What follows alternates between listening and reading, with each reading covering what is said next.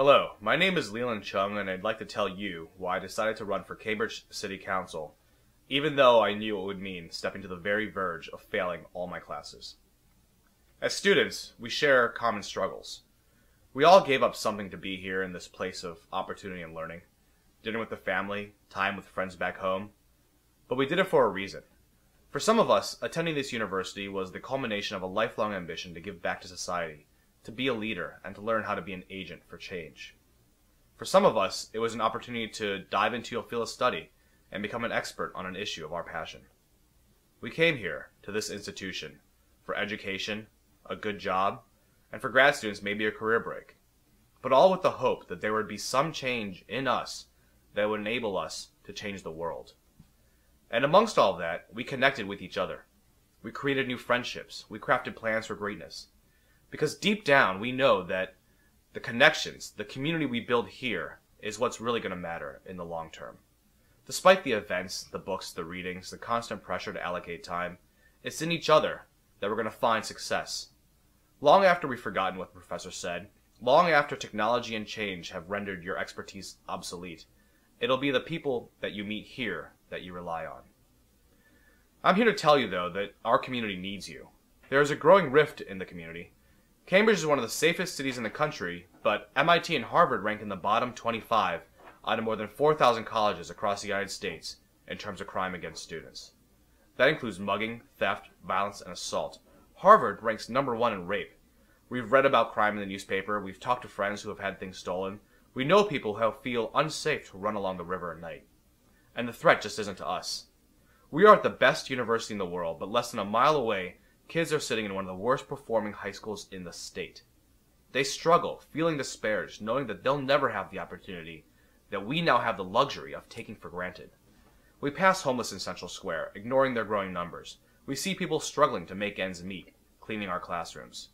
We sit behind our ivy-covered gates and pontificate about what the world should be like, ignoring the problems that surround us on our very own streets. It's wrong to think about Cambridge as somewhere we go to study for a few years. Don't we go out at night? Don't we use city services? Don't we meet these people from the community in the grocery store? We live here. We're part of the community here. It's our responsibility to get involved and make a difference. Students often say they're busy. Are we going to wait till we've graduated, have kids, get a job, to have time then? Students want Wi-Fi in the parks, zip cars, better bike lanes, a bike rental program, more late-night food options. Well, why should the city give it to us? We don't vote. We don't get involved. We don't reach out and embrace them as part of our extended community. I envision a world where students get involved, for their own benefit and for the benefit of the community. I envision a world where students use Cambridge as their learning lab, putting into practice what they're learning in the classroom. I envision a world where people graduate from MIT and Harvard, not just ready to make a difference, but having done so. Let's leverage the latitude and resources available to us as students to solve some of these problems. We can rally our peers to design a program that actually works to lift people out of poverty. We can organize youth center programs to keep teenagers out of gangs. We can lend what we've been learning in the classrooms to help people negotiate with banks so that they can stay in their homes. We can work with the city to provide affordable office space to startups trying to get off the ground. We can work with the Cambridge Health Alliance to bring more preventative healthcare programs to senior citizens.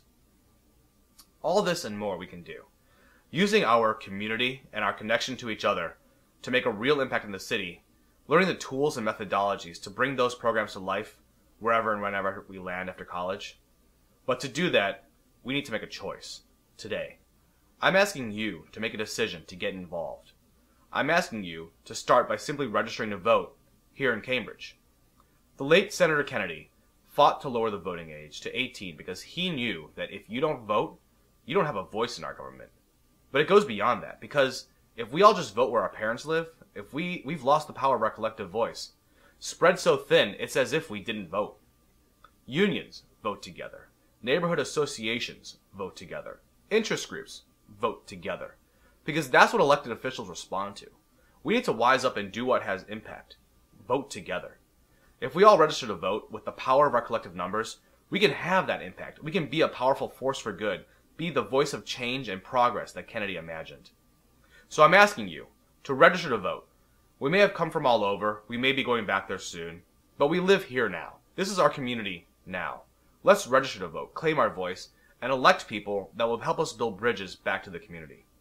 We will lead the way, here in Cambridge, for university towns across the nation. We'll vote in Cambridge to create programs within the community to draw students out into the city. We'll vote in Cambridge to set aside funding to implement the best practices and most progressive notions of community organizing. We'll vote in Cambridge for a government of the people, for the people. You can join the cause by going to www.electleland.org/register. Together, we can be the change. Thank you.